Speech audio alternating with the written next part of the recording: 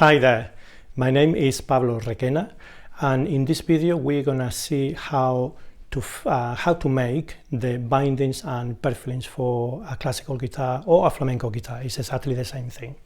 Before we go into it, I would like to say that recently I launched a complete guitar making course which is available online, and the website is www.onlineguitarmakingcourse.com. I will leave a link in the description underneath. So now you'll find that I probably have covered this to some degree in one of my previous videos, but I'm still getting questions from people who are kind of a little bit confused as to how to do this job and how to prepare the veneers and get the bindings and purflings ready to be able to make the guitar. So without doing the complete job, because otherwise this video would be too long, I've gathered a few things together so that I can explain the process, hopefully with enough information so that you can do this without getting confused as to what we're doing. So the first thing that we need to say is that from the word go, when you're going to make your guitar, you need to plan these things earlier on. Because if you come across here, you'll see I've got this lovely guitar that I'm working on at the moment, and in the back you can see that I have already this inlaid lines, and when it comes to do the bindings and the purflings, we need to match the lines that we have already in the back. So the first thing that I would recommend is that before you start building your guitar, if you're not sure as to what the possibilities are and what design you want to go for, just go online and look for pictures of Spanish guitars, and you'll see there's a huge variety of combinations of colors and lines and bindings and purflings that you can be using, and just find one that you find that you like it and go for that.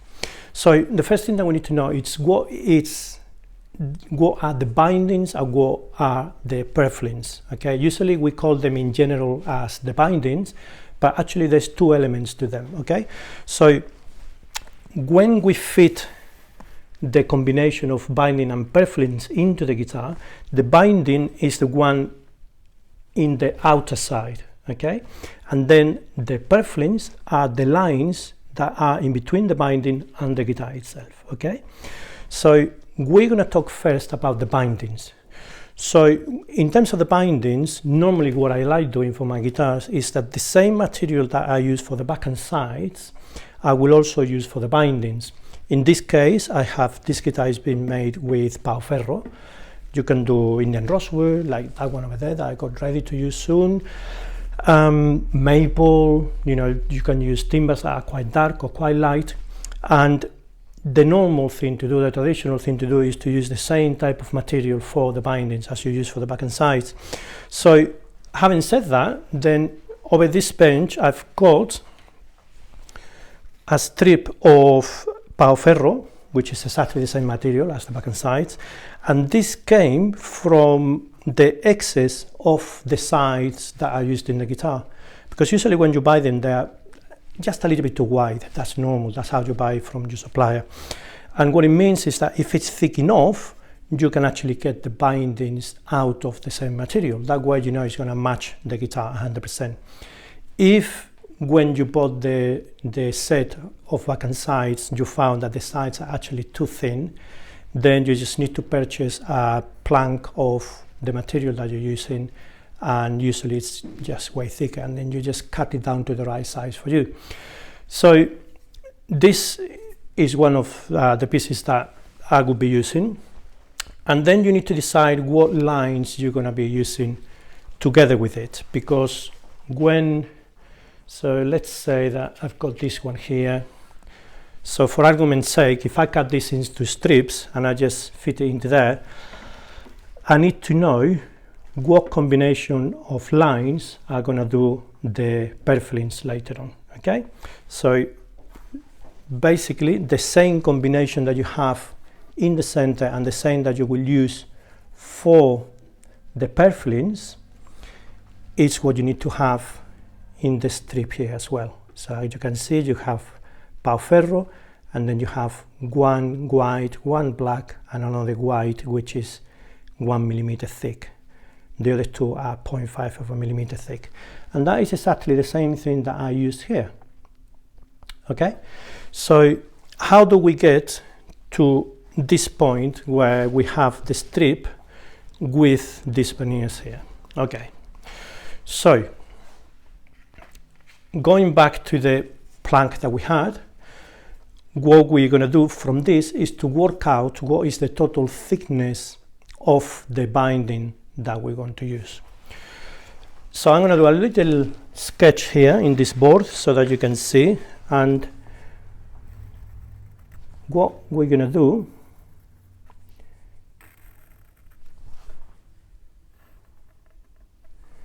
is that this is the pau ferro, okay, and then here you have one line, the other line, and then the thicker line. Okay, like that. So we want this total thickness, so going back to this one, the total thickness this way, we want it to be 5 millimeters. Again, this is my preference. You can choose to make it a little bit thinner or a little bit thicker if that's what you want to do. And then the thickness along this other side, the thinner side, I normally do it 2.5 millimeters thick. And also, again, that's your preference, but I find that if it's much thicker than 2.5, it's really hard to bend it later on, and it's very easy to split them and break them. So I find that 2.5 millimeters is thick enough to give me some substance to the binding that I want to be using, but not too thick that it's really hard work to bend it, and then it's not going to work. So you could also go for a little bit less, but like I said, this has got to be your own preference. This is the way that I do it. So to get to the point where we can get these dimensions, you need to work out the thicknesses of the veneers that you're going to be using. So in the sample that we're doing for the guitar that I'm making, we have one veneer that is 1 millimeter, and then we have another veneer that is 0.5, and then we'll have another veneer that is 0.5. So the total of these three veneers gives me 2 millimeters. So what this means is that the thickness of the pau ferro needs to be 3 millimeters. So what I will do is, now it's time to go and thickness this plank down to 3 millimeters. This one I can tell, I don't know how thick it is, but I can tell it's thicker than that. This one is 4 millimeters, and this is how it was from when I cut it in the sides. So there's a different, there are different ways of thinnessing this down. This is not a subject for this video, but what you need to do is to get it down to the right thickness. So once you've done that, then I'm going to put this to one side. All you need to do is to go and cut the right strips, and this is a little bit, this is as wide as you need it to be to get one guitar out of it, because you just need to cut 4 strips. So this one, just so that you know, is 27 millimeters wide at 25, so 25 millimeters wide at the thinnest point. And with that, you're going to have plenty of material to do it with. So what you need to do is to cut 3 strips to a little bit wider, maybe 30 millimeters wide, so that when you glue everything together, you know that all the veneers are going to be a little bit wider than the plank of pau ferro that you're using. And then you can trim everything up and everything will work out really well. So when you've glued all of them together, I have another plank here. This is what it will look like. So here you have your pau ferro, which is 3 millimeters thick, and then you have the other 3 veneers, which are 1 millimeter, 0.5 and 0.5. So the total thickness of this arrangement, this is 5 millimeters. So all you need to do is to plane all the excess of the veneers with your block plane or any other plane that you might have around, and then go into your bandsaw, set it up so that you can cut 4 strips. So that's what I have here. You have 4 strips which are going to give you the bindings. Now these ones are still a little bit too thick because I haven't thinned them down to 2.5 like we said. So at the moment, straight from the bandsaw, they are 3.5 millimeters. And I like cutting them a little bit thicker because when they come out of the bandsaw, the cut is a little rough and it's not really as finished as I like. So all I need to do now is to pass them through my sanding machine and bring them down to 2.5, or if you don't have a sanding machine, you can also plane them down carefully using some guides and spacers to make sure that you can get a nice even thickness all the way along. So that's what I will be doing, but I won't do it right now. I will do that later on off camera. But now that I have my 4 strips, I'm gonna work like if they were already 2.5 millimeters thick, and now it's time to bend them. So what you need to be careful with is that you want to bend them in such a way that you know you're gonna have the right orientation of the bend, because obviously the left and the right side of the guitar, they're symmetrical but not identical. So what I do is that I arrange them like this. So basically I lay them all flat and I put one set with the veneers to the inside like that, and then the other set with the veneers to the inside like that, or to the outside, it doesn't matter, whichever way you prefer to do it. But doing it this way, you know that now I can put a little bit of masking tape all the way along, and I can bend all of this in one go in my bending jig, or if you don't have a bending jig, you can also do it in your bending iron. And it doesn't matter if you bend it this way or if you bend it the other way, you know that you're going to have the right arrangement for all of them. Okay, so this way you can't go wrong with it. And then once they bend, that's it, you're ready to go. So that's in terms of the bindings. Let's have a look at the purflings. So I'm going to put these ones to one side, and we're going to have a look at the purflings. So going back to the guitar, you can see that the purflings at the back, the purflings at the side, they were sorted out already because they are already attached to the bindings.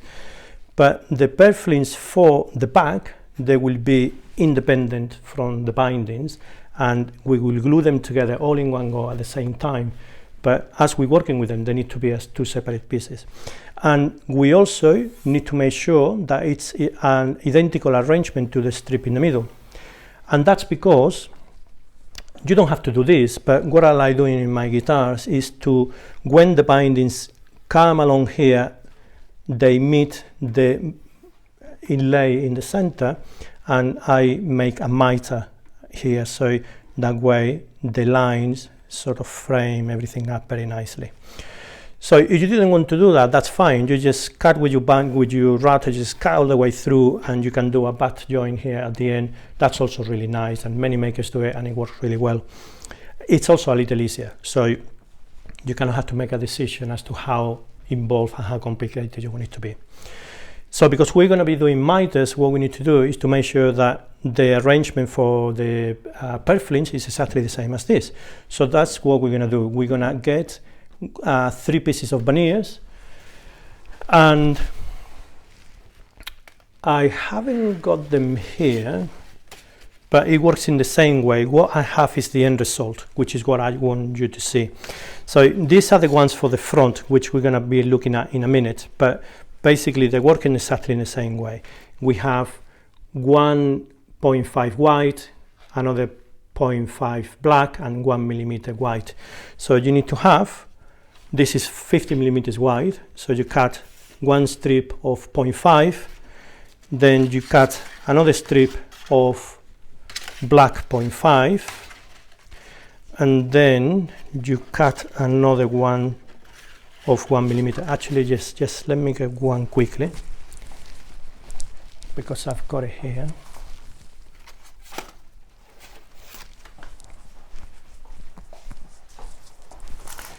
So over here we have one strip. It's a little bit wider, so I will be cutting it down to the same thickness when I'm using it. So if I put them together, you can see that this is the right arrangement. So all we need to do now is to glue them together. So to do that, I use a couple of gluing blocks. This is made of 18mm MDF. You can use all the materials that you like. What you want from this is they want to be very flat and they want to be sort of consistent in thickness and so on.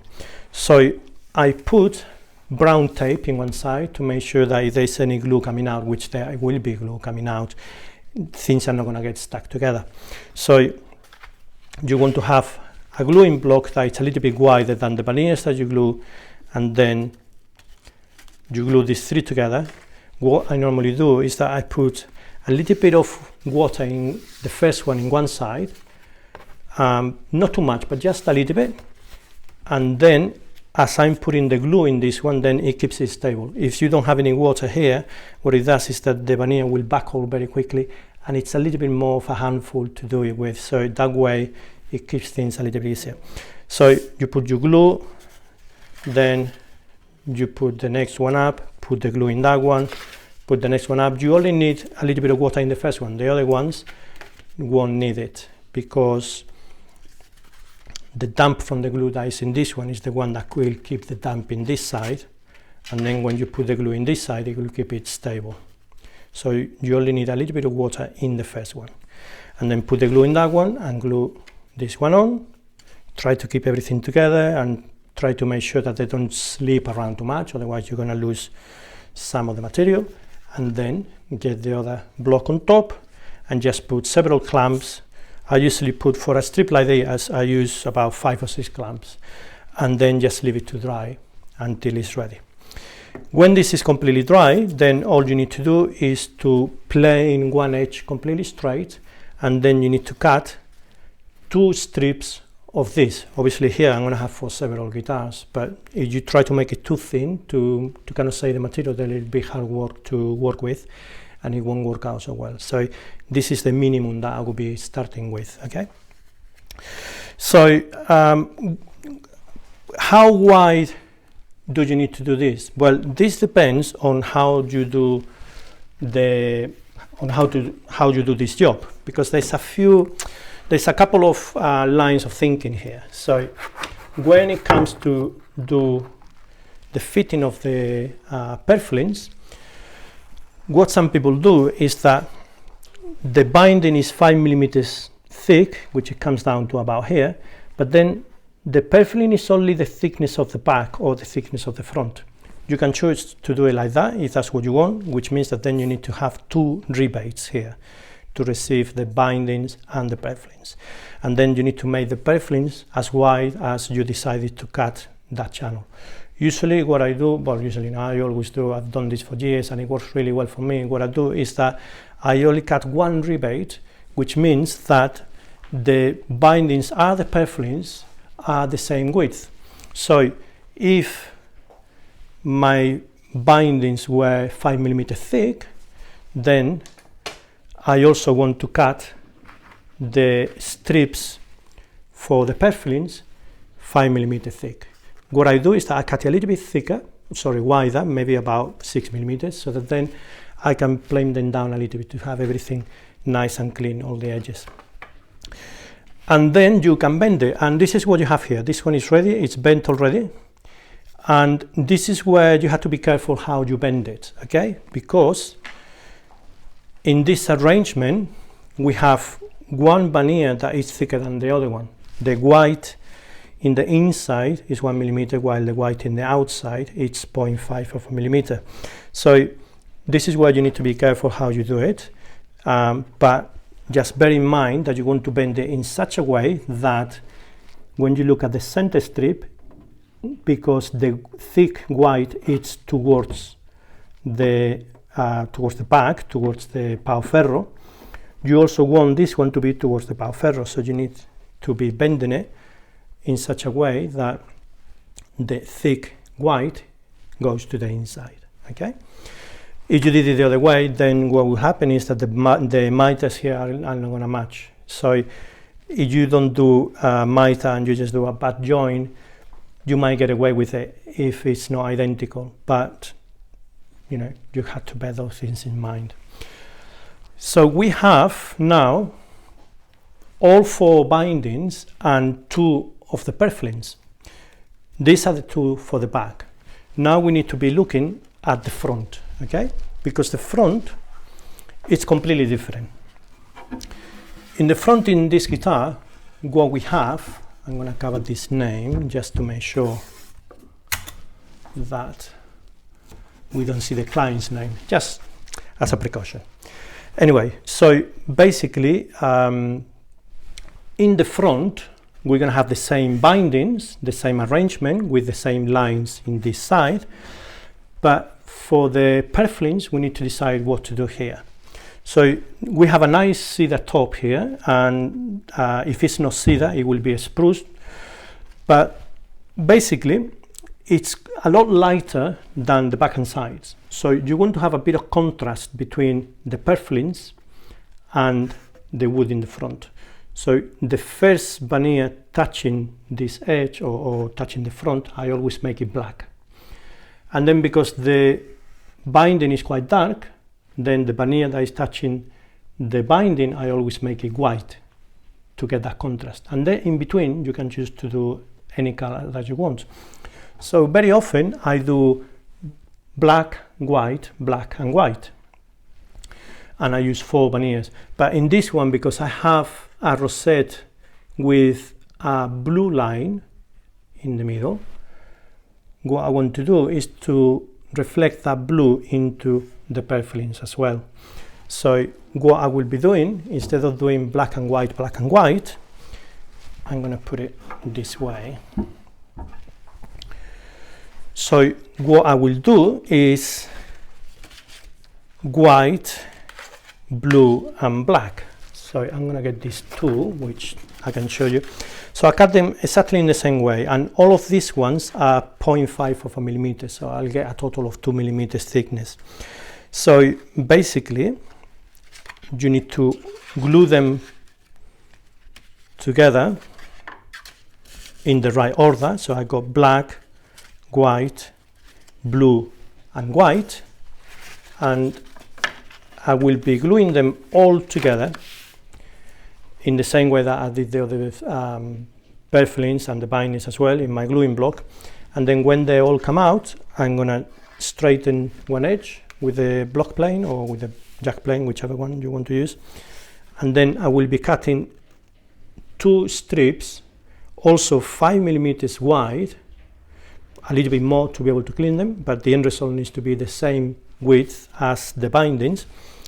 And then let me see if I have, I've got some over here from previous guitars, so I'm just gonna get one of these so that you can actually see what it looks like. Right, so I'm gonna take this out of here quickly. This is from another guitar that I did recently, and even though the arrangement on colors is different, you will see very well how it works. And the good thing about doing it this wide also is that you can cut all the strips that you can get out of it, and then you know that you're going to have material for several guitars here. But like I said before, I wouldn't try to cut it very thin just to do for one guitar, because then it'll be quite hard to work with and it wouldn't work very well. So I'll show you with these ones that I've got here. Just sort of get together when you bend them. So you can come a bit closer, you can see that instead of having blue, I have red. So I have I know I have red and yellow. Okay, so I've got black, yellow, red and white. But imagine that the yellow is white and then the red is the blue. And as you can see, we have the first pannier is black and it will go to the inside, and the last pannier is white, and this is the one that will go in contact with the bindings. And you want to bend them in such a way, like I was saying before, so that when you bend it, you have the black pannier to the inside of the guitar, so that it goes in this way. So this is pretty much as I can tell you in this video about the bindings and the purflings. I know there's a lot of information, and I think I've covered the whole thing as to how to get the bindings and the purflings made. And you know, I know it might be a little daunting. If you want to keep things very simple, you know, that's another option, which means that there's a lot of less work to do here. So for example, another option would be, and you'll see this in many instruments, that instead of doing bindings and purflings, for a guitar made of rosewood or you know, any timber that is quite dark, you can use maple, which is white, to make the bindings without the need of using any purflings. So you make a binding that is a little bit thicker, or you know, whichever way you like it. And you can also have the same in the middle. You could have just one white strip in the middle. That also looks really nice and it's really easy to do, which means that then, you know, you only need to be working with one solid piece of wood. You don't need to be doing bindings with purflings and so on, because on the side you'll see it will work very well as well. For the front, you could also do it without any purflings, but it will look a little plain. So for the front, I still would recommend that you have at least one black pannier in between the binding and the soundboard. That's my preference, because I think it gives you a nice contrast. Is you just put one white binding against the soundboard, especially if the soundboard is made of spruce, it kind of looks a little bit, I don't know, it's unfamiliar to me because I'm not used to see it. It might look really nice, completely white and very plain and austere, but it's not, I've never seen it, and so it might look interesting, but I cannot picture it in my head. So that's how I would do it. Okay, so that's it for this video. I hope that this explains any questions and doubts that you might have, and thank you very much for watching, and until the next one.